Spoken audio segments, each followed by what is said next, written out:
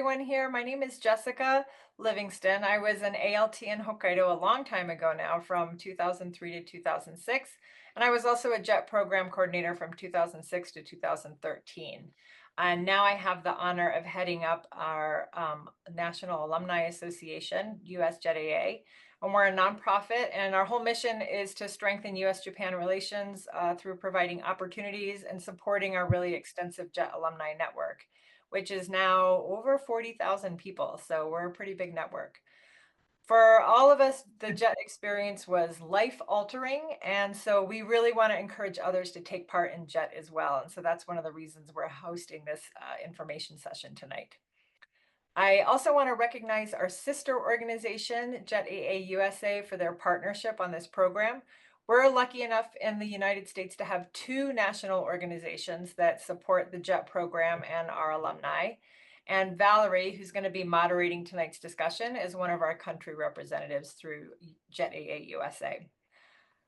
Tonight's program is going to start off with a brief presentation from one of our very dedicated JET program coordinators.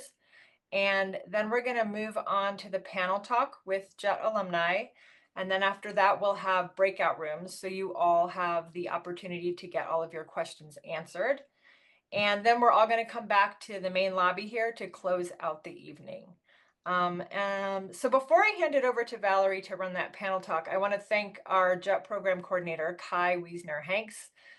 He was at the Japanese consulate in San Francisco for 10 years as the JET program coordinator, and he just recently stepped down. And so I'm going to ask Kai to start us off with a brief self-introduction and to share your expertise on the application process, having been a program coordinator for 10 years. All right. Thank you, Jessica. Hi, everyone. It's nice to be here to be able to talk about the JET program. As Jessica said, my name's Kai. I was a JET program coordinator in San Francisco since 2015. So I did it for a very long time. I'm going to be presenting a little bit about what JET is. I'm sure all of you have an idea about the program, but we're going to talk a little bit about what JET is, what you would do on the program, and then, some tips and advice for those who are looking to apply in the future. I'm sure some of you are maybe looking to apply this next year, maybe the year after, sometime down the line, maybe you applied before it didn't get in. So we're hopefully going to have some tips that are going to show you, maybe some ways you can improve your application. Really quick, I was in Kyoto and Niigata Prefecture from 2010 to 2015. So I was actually in two prefectures. It was a pretty unique situation. And afterwards, I'll be happy to talk about that. I was also a coordinator for international relations, so a CIR, not an ALT. So definitely during the panel time, I'll let ALT questions go to my other panelists. But if anyone's interested in hearing about the CIR position, I'll be happy to talk. With that, I'm going to go ahead and get started. Let me share my screen. And can everyone see that? Give me a thumbs up reaction. All right. Great. So I'm going to move quickly through this. Really quickly, I think all of you have an idea of what the JET program is, but just to review, JET stands for Japan Exchange and Teaching Program. It is one of the world's largest people-to-people exchange programs. It's a chance for you all, as applicants and hopefully future participants, to live and work in Japan with a full-time job. One thing I always like to highlight is this is not a study abroad. It's not a volunteer opportunity. You are getting paid. You are getting a salary. You are building work experience, which means it is going to be a professional development chance for all of you. But it's not going to be like a study abroad, where your study is the main focus. With this, you are going to have duties and responsibilities to your office, to your community. It is also a program that we hope promotes international exchange between Japan and different countries at the grassroots level, as well as, of course, improving English language education in Japan. And when you go on JET, you are, of course, doing a job. The big one, and probably the one that most of you are familiar with, is what we call an assistant language teacher. So when most people apply to the JET program, they're applying as assistant language teachers to go over there and to, just like the name says, work as teachers in Japanese classrooms all across the country. About 90% of JETs are ALTs, and actually from the United States, about 96% of JETs are ALTs. So most everyone who goes in the program does this ALT position. And it's nice because I always say, you know what to expect from the ALT position. You're going to be in a classroom working with a Japanese teacher to teach English, to introduce cultural lessons, you're always going to be active with the kids. And it's a really fun way, I think, to see a side of Japanese culture that you don't get access to otherwise. So your main duties can include team teaching with a Japanese teacher of English, motivating your students. Some ALTs help in planning lessons. Some ALTs create teaching materials, so games, worksheets, things like that. Um, some might even help in some larger projects, such as English language speech contests. I knew a lot of ALTs who would help out at after school English clubs. I knew a number who would go and do like English language summer camp. So for students, they could go get like a summer camp experience while studying English. So there's a variety of stuff that you can be doing as an ALT. One of the nice things I think about coming into the ALT position is you know what you're going to be doing from the day to day. You're going to be working in a classroom with students to teach them English and to introduce them to aspects from the outside world. The other position that people can apply to is called the Coordinator for International Relations position. This is CIR, and this is what I did. So about 10% of JETs are CIRs. And basically the big difference here is that for those who want to be an ALT, you don't need any Japanese experience. Of course, having the language ability is great. It's something we love to see on an application, but it's not all required. And most years, we send plenty of people who have very beginner to almost no Japanese. For the CIR position, you do need very strong Japanese. And that's because you're not going to be teaching English so much, although it can be one of your duties. You're basically going to be utilizing your Japanese and your English language skills to do a wide variety of jobs. So this will typically be in a local government office. In my case, I was in a town hall and then a prefectural office.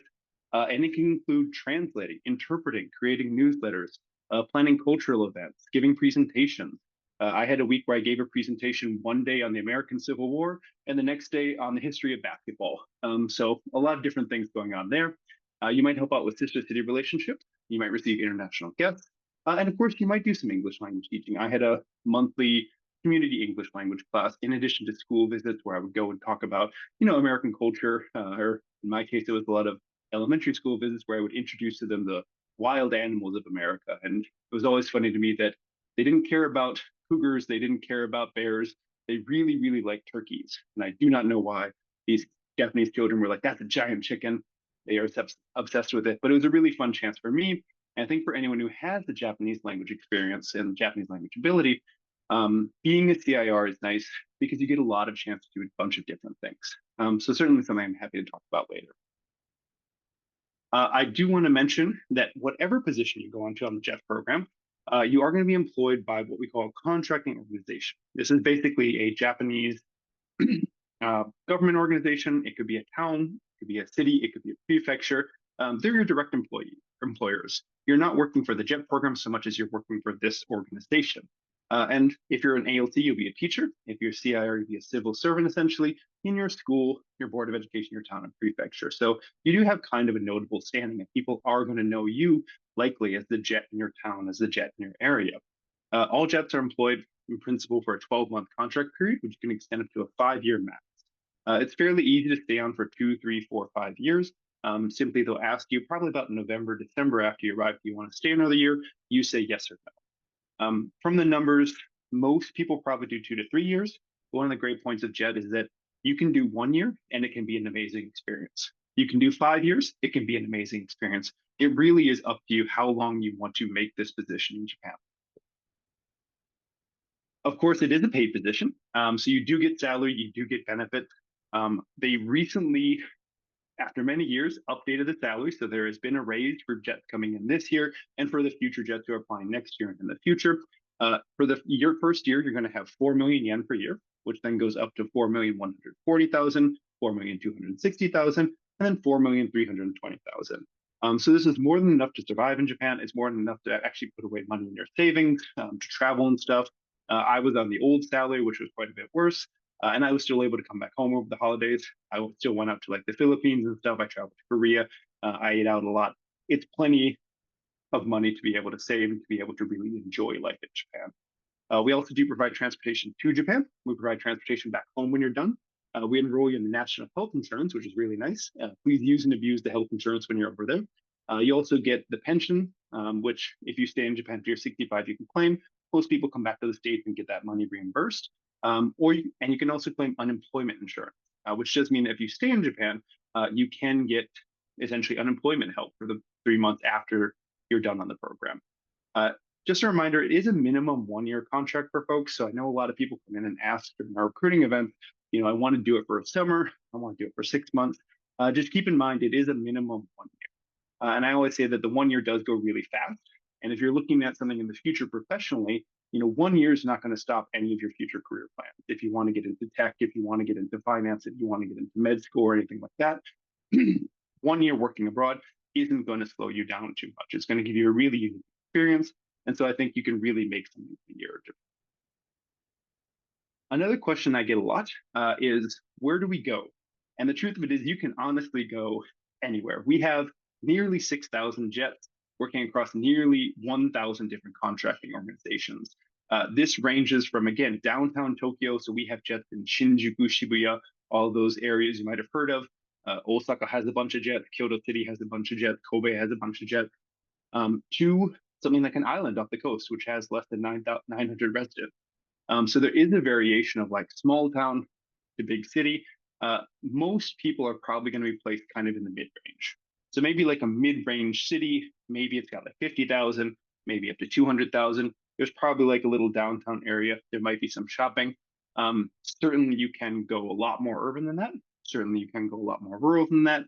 But I do think it's important for most people, you're probably going to be somewhere in the middle. When you do your application, you can request up to 3 places. I always recommend to folks, think about where you want to request. Realize that in a lot of cases, it might not be possible for them to give it to you just because people tend to request the same spots. So if everyone's requesting Kyoto City, there's only 10 new spots, it's going to be really hard for everyone to get in there. So I always suggest to folks, think about maybe a place that's a little less well known, maybe that other jets aren't requesting. And definitely my personal recommendation is to think about a place that climate wise, you're going to do well in. If you don't do hot summers, think about requesting northern Japan. If you don't do cold winters, think about requesting southern Japan. As I mentioned, lived in Kyoto for 2 years, which is known for having really brutal summers. I then moved north to Niigata. I'm from Wisconsin. It was a much better fit climate wise. So those kind of little things can factor into. But I always like to highlight wherever you go in Japan, if you talk to alumni, even if they had no idea about where they were headed, even if they had no expectations about their placement, we do typically tend to fall in love with those places. Just be aware of that. If you are requesting spots, there are some things you can do to kind of help your chances. So going on JET, of course, does have some eligibility for folks. And I'm sure some of you, again, have looked this up, but really quickly to run down kind of the standard requirements. We do need US citizenship for folks coming in from the States. You do need to have a bachelor's degree by the June of your departing year. So if you're a senior in university, maybe we'll say next year, you would need a bachelor's degree by June 2026. Same thing for any year after that. We just need to have that degree to issue you a work visa. Other stuff is general good mental and physical health, excellent English skills that can be written and verbal, strong interest in Japan and Japanese culture. As I mentioned, for the ALT position, you don't need any Japanese language experience. It's always a plus. We always love to see it, but it's not at all required. There are a few other minor criteria that most people won't fall under, but you can visit jetprogramusa.org for more information. And as I said before, if you're looking for the CIR position, that coordinator for international relations position, you do need to have strong Japanese language skills. If any of you know about the JLBT, you don't need to take that test, but you should be at about N1 or N2 level. For every year, the application timeline typically remains kind of the same. Applications open, we'll use this coming year as an example, in September. They would close in November. Late January, early February, you're going to have interviews. Those will be held at each of the different consulates. And at least as of last year, those were all done virtually in the United States. Next year, it's possible to be back in person. But in principle, I think they're going to try to keep them virtual. So it makes it a little bit easier for folks to kind of join in the interview process. The results are going to be announced in March. And I will say that for this year, actually, I believe results were just announced, like yesterday or over the weekend or something. So typically around late March to early April, you get results. In around May, you get your placement information since they have to wait and see who will accept. June, July, you typically have orientations before you head out. And then in July and August, you're going to be leaving. So some places will leave at the end of July, some places will leave in early August, but everyone does arrive around the same time. And again, this information does maybe change a little bit from year to year on the exact specific start dates, but the months should generally be correct, no matter what year you're applying in the future. I'll also say you can again check Jet Program USA for the most up-to-date information. So now we're into the fun part, which I think people are interested in, which is how can I improve my chances, and what does Jet look for? What can I do to make sure I get selected? And what the program looks for is again people with a variety of cultural, personal, academic backgrounds. There's no one thing that's going to get you in a Jet for sure. You can have the best Japanese possible, doesn't guarantee. You can have the most teaching experience possible, doesn't guarantee it. Um, I will say that it's good to have relevant experiences. Teaching, tutoring experiences if you're going for the ALT position, something to do with translating, interpreting if you're going for the CR position. Some kind of involvement in Japanese or intercultural activities is great. And of course, actual work or volunteer experience is always nice to see.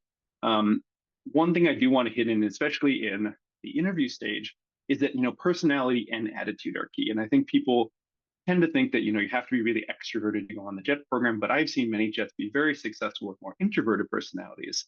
And I always say what we're looking for isn't whether you're extroverted, whether you're introverted. It's more so, do you have a real passion for this opportunity, and can we feel that passion in like the interview? Can we feel that passion in your application? Having read a lot of applications over the years and done a lot of interviews, my biggest pet peeve was always people who are very general. People who are like, I want to go to Japan and engage in exchange. Great, but doesn't tell us anything about who you are as a person. So the more you can make yourself stand out, the more you can make your passions, your enthusiasm for working as a teacher, working as a student, the more you can make the reviewers and the interview panelists feel that, I think the better chance you're going to have. In terms of how you can actually go ahead and build a stronger application between now and application time, I think there is one thing that I always like to hit, which is you have to look at it as a mountain range versus a single peak. And in general, JET program likes people who have a mountain range of skills and experiences. Maybe it's not quite as tall as like the single peak, the person who has one really, really great skill, but you want to have a spread essentially that shows you kind of have a diverse background, you have a different experiences to bring into and share with the program. So for folks who are looking to apply this year, maybe sometime in the future, I'll say that what you can do now is identify gaps in your mountain range. Are you missing teaching experience? Are you missing work experience? Have you never studied Japanese before? Any of those things, there's plenty of time now between now and September.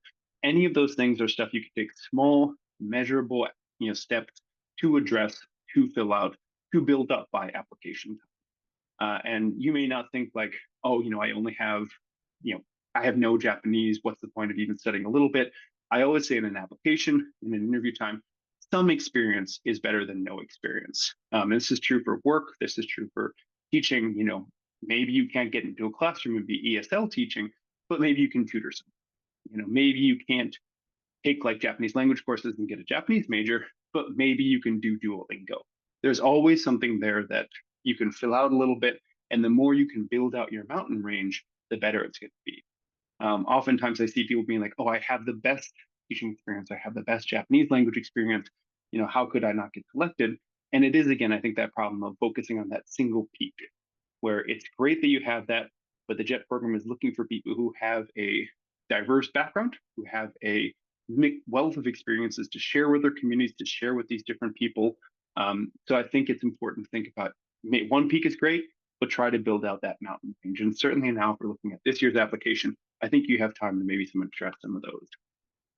Other logistical stuff that I like to hit on, it sounds silly, but sometimes people can make small mistakes that get them disqualified. So I always like to hit on that you want to read your instructions carefully in the application stage. You want to make sure everything you scan and upload is clear and legible, that you're following questions and answering things as directed, that you're listing all of your experiences again. Even if they are little things, it's better to have that on the application rather than not. The most important part of the application is going to be this essay. The essay is a 2-page statement of purpose where you basically tell us, why you want to do JET. What can you bring to the program? What can you get from the program? What do you hope to achieve from it? This is something where you might have a weaker application experience-wise, but if your essay is really good, you have a better chance of getting in. Flip side, you could have some great experiences, but if your essay is really poor, chances are going to be very low. So it's something I suggest people put a lot of time into. And again, like I was saying before, it helps to be specific. It helps to talk about who you are as a person. Maybe you fell in love with Jet program because of anime. I know I did. What anime? Why is it special to you? How did that, start? What makes it a unique connection for you beyond just kind of a general thing? Um, I will also say definitely proofread your entire application. Make sure everything is uploaded. Oftentimes, we have people who simply don't upload certain documents. Transcripts are a big one. I've had people who just didn't upload their proof of citizenship before. If that's not uploaded in time, if DC can't catch it in time, we simply will be disqualified. So it's worth it to make sure that everything is, cross your T's, dot your I's, that everything is uploaded, all of your supplementary documents are uploaded, and try to submit whatever the deadline is for next year in the future. Try to submit it well enough before the deadline that essentially you're not caught at the last minute. Maybe like, oh no, I forgot this thing. There's no benefit to submitting really early necessarily, but it does help, I think, kind of with your peace of mind, that you're not waiting till the very, very last minute. And of course, it gives DC then a little bit more time to possibly review. And if they find any issues, maybe reach out. With that, I'm going to finish up because I know we got a lot of other stuff going on today. Thank you all very much for listening. I thought we had a bunch of questions or things popping up in the chat, but I will be happy to answer questions later. And I think I'm going to turn things back over to Jessica now. And to finish up, if you do have any questions, you can, of course, always join US Today for their future sessions and such. But you can also reach out to the JET program office in Washington, D.C., or your local consulate, wherever that may be. And with that, thank you very much, everyone.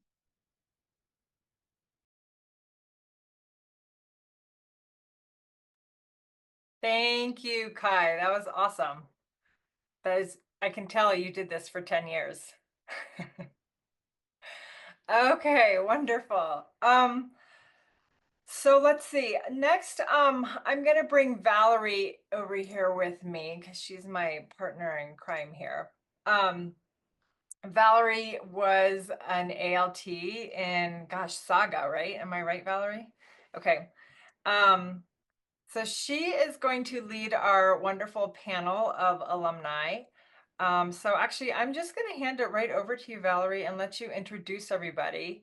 And then I'll remove myself so we can get on with the good stuff here. So thank you, Jessica. Can you hear me well? So I was, as Jessica mentioned, I was in ALT in Saga Prefecture. It was in Kyushu, a very small town, 6,000 people there. And I was there from 99 to 2002. I loved it. It was one of the best times of my life. So I will be introducing other JET alumni to you, and you'll get to know more about what they did on the JET program and what they're doing now. So we'll start with Andrew. Just please introduce where you were on JET, the years you were, was it rural, suburban, or urban, and one community activity you were involved in while on JET. Hey everybody, can you hear me? All right, perfect. Okay, so my name is Andrew Sinis, rhymes with Guinness, if you like drinking and even if you don't. So I was an ALT in Kyoto Prefecture, not Kyoto City, because I was in a medium-sized city, which may have been the Boondocks, depending on your perspective. And that was from 2019 to 2021. So I got to experience COVID in Japan. So that was my unique experience. I was teaching at a senior high school with another ALT from America. So that was kind of interesting. There were two of us that were pretty much focused on this school. He had another visit school, but it was kind of neat experience. And my main community activity that I participated in was teaching community members English at a kind of I guess an English club that was informal, and people just showed up from the community to say, "Hey, I want to speak English." And really, they were coming because I had karaoke on my Nintendo Switch, so it was free karaoke that I could set up in the house. But the requirement was they had to sing English songs, and they fed me dinner. But they also kept me apprised of kind of other activities in town so that I wasn't just sitting at home wondering what's going on in this town of, 80,000 people, but it seems dead quiet, right? So I was lucky to have that group. And I did other things too, but that's my official sample for now. Thank you. Lindsay, what about you? Yeah, thanks, Valerie. Hi, everyone. My name is Lindsay Jenkins, and I was an ALT in Hyogo Prefecture on an island called Awaji Island. If you've ever looked it up, it's got a Godzilla museum as well as a Boruto attraction. That's pretty new. It's nice though. My years were from 2018 to 2023. So in the Jet community, we call that the unicorn. Boop, boop, 5 years. Um, Similar to Andrew, I was there for most, if not all, of the pandemic. So that was also a unique experience. I was primarily in elementary ALT. So over the course of those 5 years, I taught at 6 elementary schools. And Awaji is a very rural area. I had no trains. And then there was, I think, one bus at the bottom of the island and one bus at the top of the island. So I drove everywhere. So if you're wondering what it's like to drive in Japan and how that process is, I can show you the driver's license and give you gruesome details. And my unique activity, my community activity was Awaji is known for the birthplace for puppet theater, also known as Bunraku, or for them, Ningyo Jorori. And during my time there, I learned how to be a puppet master. So I don't know, master is aggressive, maybe just puppeteer. So yeah, that was quite, I love my time there so very much. So I'm really excited to talk about that with you guys today. Thank you. And Kai, could you introduce yourself again? Just tell us a little bit more about your experience.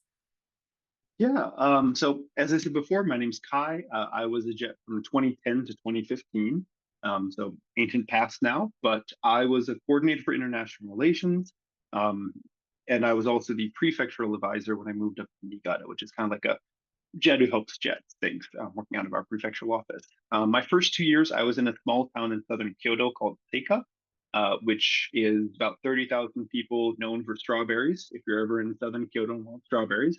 Um, but it was a very small community, so it was fun because I got to do a lot of community things as a CIR there. So I did a Olympics workshop because when the London Olympics were on. I went to a lot of school visits, as I mentioned before. I did interpreting for. We had a number of different people from like India, Vietnam working in the city, working in the town, and so I was able to help them. After 2 years, I was lucky enough to be able to transfer due to some pretty unique situations up to Niigata Prefecture, which is in northern Japan. And I was there for 3 years working at the prefectural office. So it was really fun because I got to try at the prefecture. It was much more, heavy duty kind of interpreting, translation. This is where I was working as an advisor, so I was helping the other jets and the ALTs.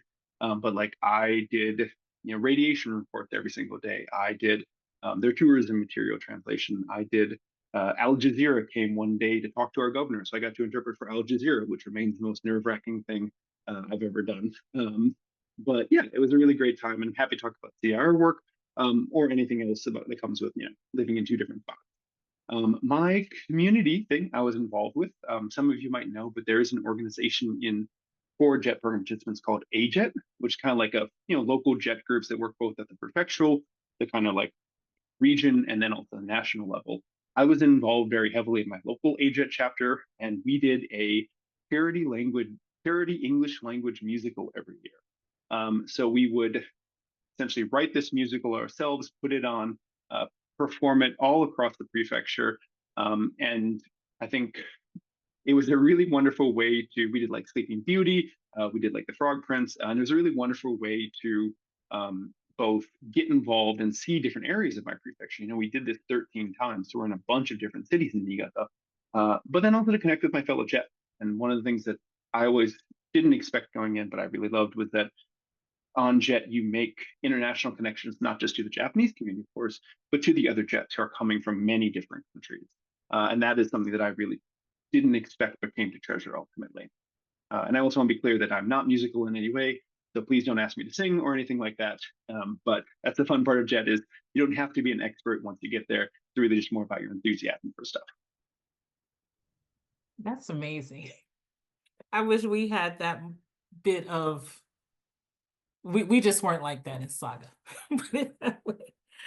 So we're going to skip a little bit through the questions, but Lindsay, why did you decide to, well, I'm gonna go back.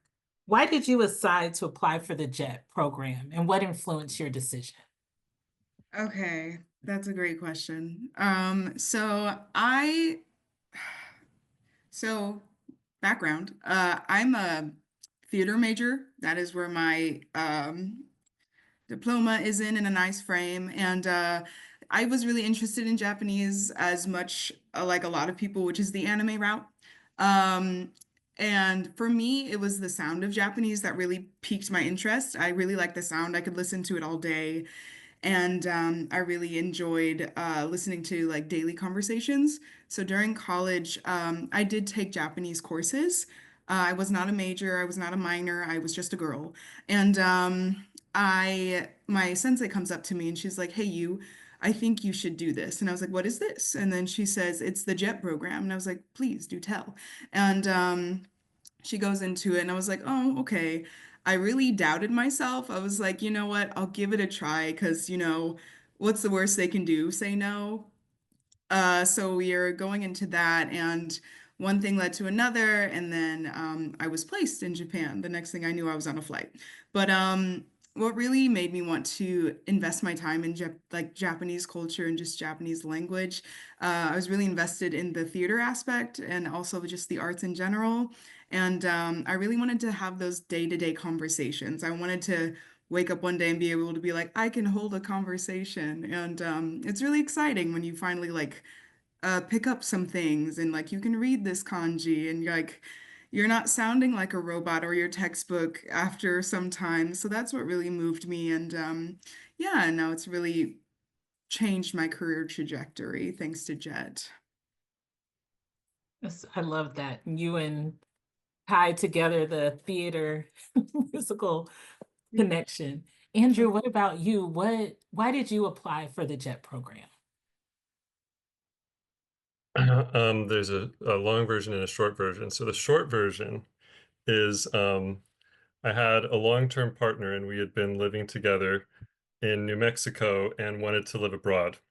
So we were together in the first place because when I had met him, I had seen he had the Tale of Genji, the original Japanese novel that kind of defines Japanese literature on his bookshelf. So I thought, oh, that's the right kind of nerd, right? So of course, when it came time to live abroad, we were like, well, we're going to Japan, right? So we both applied to go teach. I got into the JET program, he didn't. So that meant he got to go to language school while I was making the money. So everybody's got their own story. The longer version would have me go back to when I was in high school and got interested in Japanese Buddhism.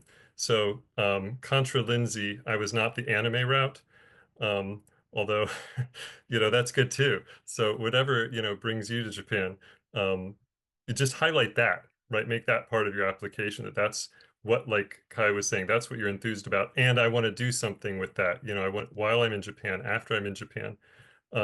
So in my case, I am going to grad school again this fall to study Japanese philosophy. So, true to my application, following through. Um, I didn't do a lot of it while I was there. I did a lot of what's your favorite ice cream flavor?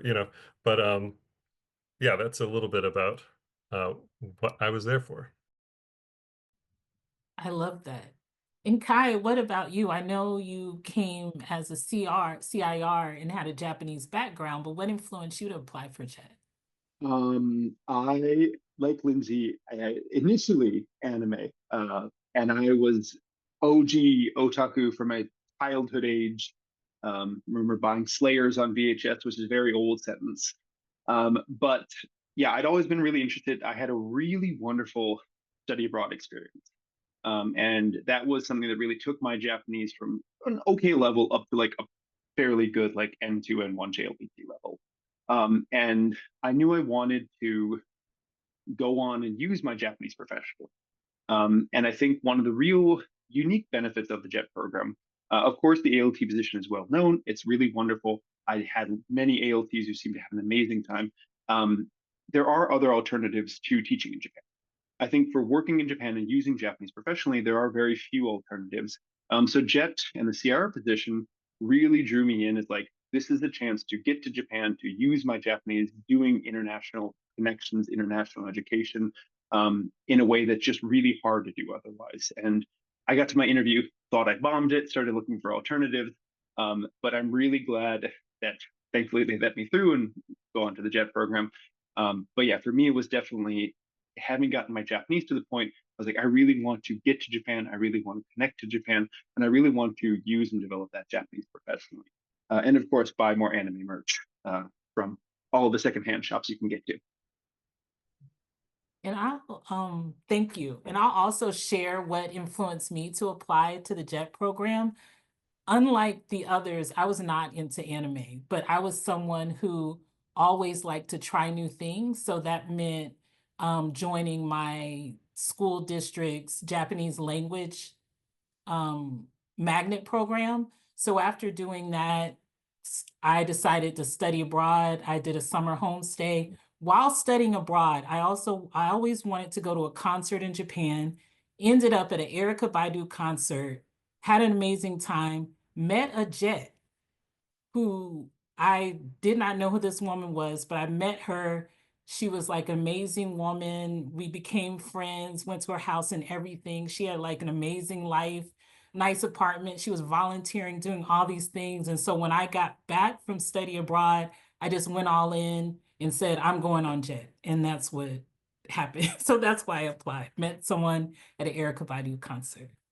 So I'm going to pivot just a little bit and ask, what was a typical day like? So as an ALT and also as a CIR, what was a typical day?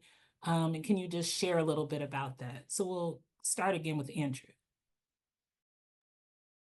Yeah, great question. So in my case, because I had one school I went to almost every day, I woke up at what was it?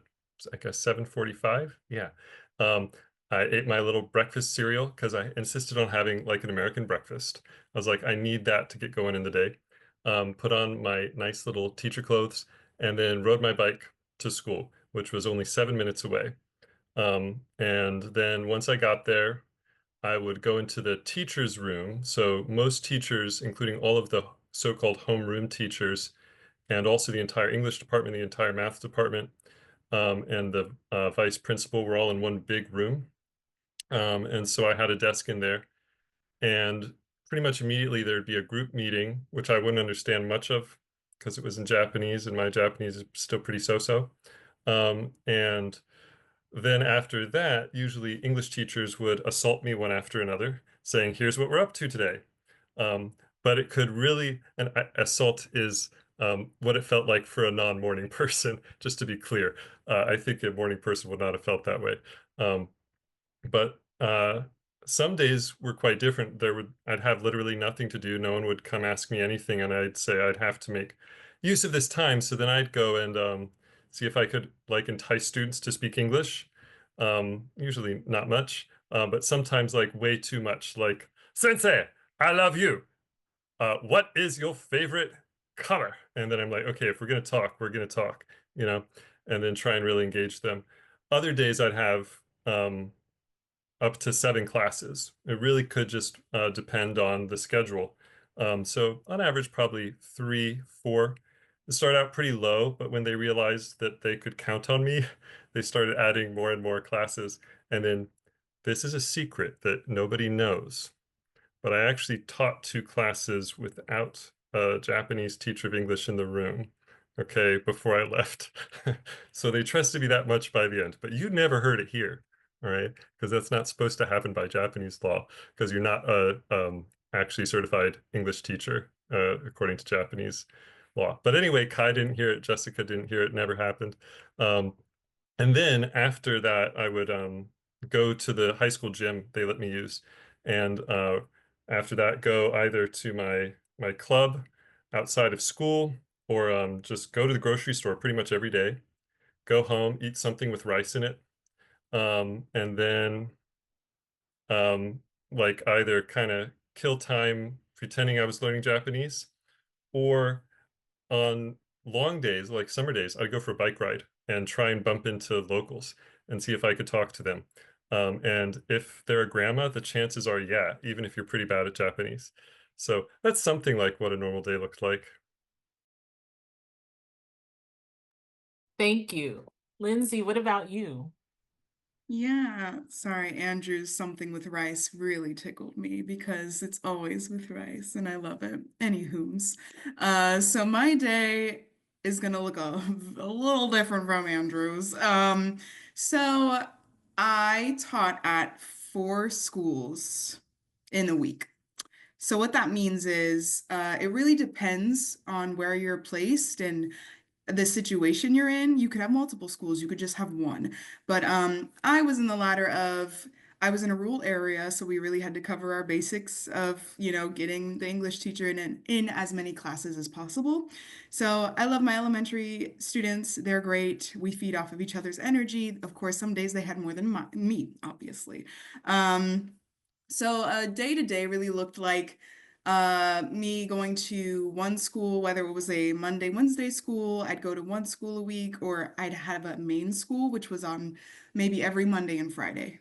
So I always had a minimum of 4 classes, and there's 6 classes in a day. So it would be either 4 classes or I would teach back to back. And what grade levels were from either first grade all the way up to 6th grade. And first grade, more the younger children do not need a lot of English practice as they are trying to learn Japanese. So we didn't do a lot of, everyday classes with our smaller children, but the more higher up kids, like 4th through 6th, really were dominant in English classes. And when I wasn't teaching English, I was a human Ferris wheel. So the children would be like, look at that tall woman. And like sometimes if you're okay with being climbed on, voice that. And if you're not, you can say that, like, hey now, I don't want that. So, they're really kind. They're really receptive to, your words and your feedback. But I would play with them on the playground, we'd play soccer, and during lunch, I really preface this, like, there are going to be moments when you have a lot of sitting time. And if you're just sitting and you see everyone like scurrying about, and you're like, man, everyone looks busy. Anyway, no, don't do that. So, like, usually what I would do is always ask for help. Like, what can I help clean? What can I help do? I really encourage you to, ask, hey, is there anything I can assist you with? Because they really like that. They're like, oh my gosh, there's so much you can assist with. So, some days were tiring, and some days, maybe during like maybe summer vacation, it was like silence. And I was like, wow, that's so quiet. But I really enjoyed my elementary students. And then afterwards, after schools, I would go to my puppet theater group where we would practice with I was learning with junior high school students because it's a club for them, and I would just jump in and learn as much as I could, and like that's how we would engage in conversation. And I would teach English for puppetry as well. And I also, similar to Andrew, taught a group of community members out of the nowhere, and it was really good. And they also fed me, and I mean, paid me in food. So that was really my day today. It really didn't look like the same, but I know every day Lindsay had to sit down for at least a good 12 minutes, but it was a great time. Thank you so much. And I know, Kai, you mentioned briefly about what you did in the day, but what is it like being a CIR? Yeah. So CIR, the big difference, of course, with ALTs is that you're not at a school. In nearly all cases, you're at a office, so like a town hall, prefectural office. So I would have kind of standard 9 to 5. I get there at 9 or a little bit earlier. I would work till lunch, take lunch, and keep going till 5. And one thing about CIR work that I kind of mentioned is in the initial presentation is it's a lot of variation. So there was a lot of variety, and it's hard to say like what a specific day would look like. But I can break down that, you know, I think the two big differences are if you're in a smaller place, it can be a lot more community focused stuff. So when I was in the small town Seika in Kyoto, standard stuff would be I'd work on our town English language newsletter. I'd work on my article that I was writing for the Japanese language newsletter.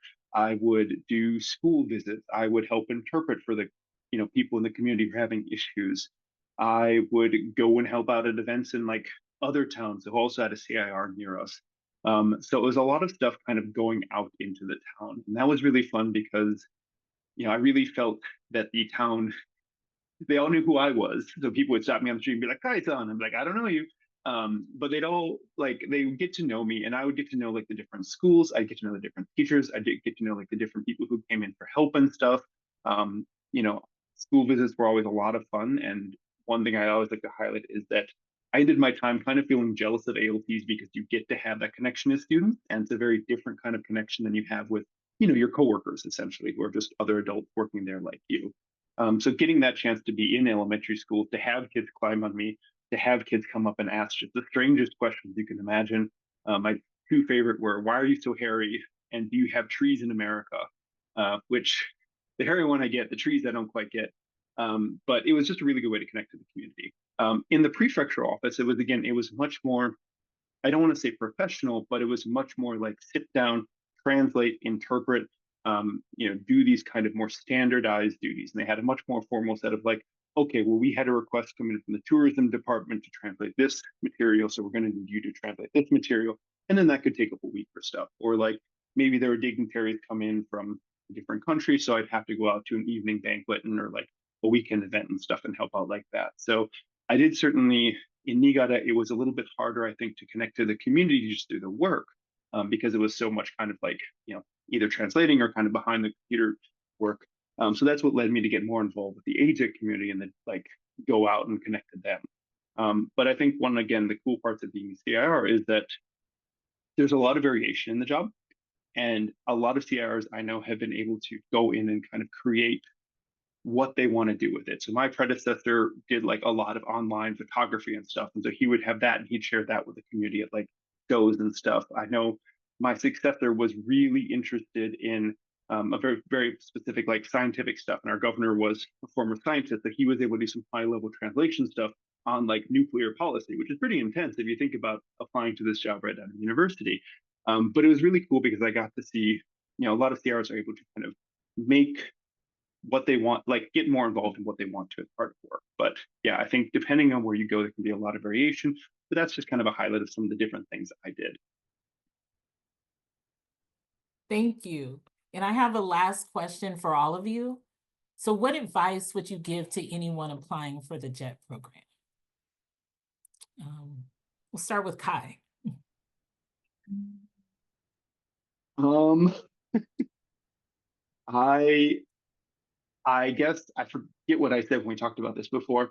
But I think what I would like to recommend for all of you folks is to keep in mind that, JET is an amazing opportunity. Whether you get in this year, you don't get in this year, maybe you need to take some life break, you stop, you don't apply for 5 years.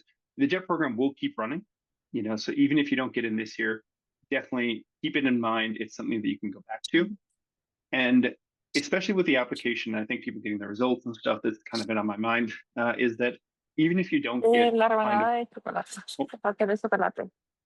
even if you don't La get kind rebanada of de pastel de what chocolate. you are hoping for in terms of like placement, in terms of things like that, I think every situation has a chance to be amazing. And I certainly got Kyoto, which I thought was like an amazing get, and I really loved my time there. But when I went to Niigata Prefecture, which I hadn't heard of ever before, that was what really felt like home to me. And I hear that from a lot of Jets is like, I got, Enoshima, or I got like Saga Prefecture, which maybe not a lot of Americans know about. And it really becomes like a second home for folks. So I would say when you're applying to JET, if you get accepted, really never, I always encourage people, never feel disheartened until you get there, because every place, every city, every town has something really amazing. Thank you. Andrew?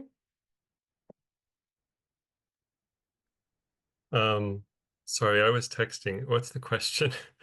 What advice would you give to anyone applying for the JET program? Oh yeah, okay. Well, that's actually what I'm doing in the chat right now. So, but let me give the general advice. Okay. So, yeah, okay. So, I mean, I think Kai hit a lot of it in his presentation. It's really about like your connection to Japan, your connection to like your passion and displaying that, but also displaying that you're like a nice person. Um, someone that is agreeable, someone that you can, talk to, because that's going to be a big role for you. So I haven't read applications, so I can't say what's going to make yours stand out, but I can give a little advice on the mindset to bring into it, which is I really want to do this, but I won't be bummed if I don't, because I applied twice, and the first time I did not get in, and I didn't get bummed, and I reapplied. So I think of what's that song again? My one Japanese student introduced me to Zootopia, and there's that song about I won't give up, I won't give in.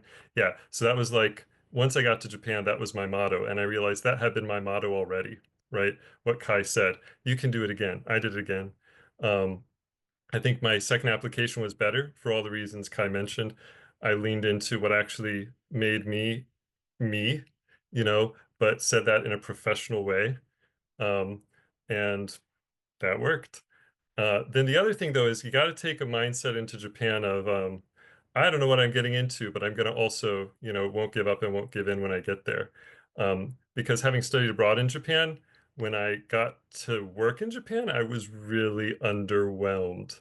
I was like, wow. So like mostly I do some lesson planning and I teach a little and then I go sit at home. Like then I had to figure out how to be a professional grown up, after having been a student when you're kind of like, hey, here are things to do, keep busy, right? So be ready to be a grown up. But if you're going to be persistent about it, you can make it fun for yourself. And ideally for those you're working with in Japan and make a good impression of your country. So yeah, those would be some of the things I would recommend. Thank you. Lindsay? Yeah, I think they both touched on very important aspects. I agree with all of that. And I think it's important, at least in my personal experience, I went into this application process just assuming I wouldn't get in. Like I already had the mindset of I would fail, and you at least you're trying. And I think that's always the best part. And then if you get in, my biggest thing is, do everything scared because you're moving across the world alone, probably. And you're in this new environment, this new language, this new community. And if you don't reach out, you're going to possibly, there's that fear of like being alone and like solitude, and you're not making friends, or the fear of just being a part of bigger things because you're afraid to reach out or afraid to speak Japanese. I can assure you, they are also scared. They are scared in the way that they're afraid they're going to make a mistake, as I was afraid I was going to make a mistake. So we were just staring at each other, and I was like, "Are we fearing the same thing?" I think they were like, "I think so." So just release that fear, and doing everything I thought I couldn't do was really inspiring for me to continue the journey with Japanese language as well as Japanese culture. Sure, anime kind of brought me into the country and like my interest in Japanese culture, but once you're there, and being an ALT really opened up so much more for me in what Japan really is and what more there is to Japan.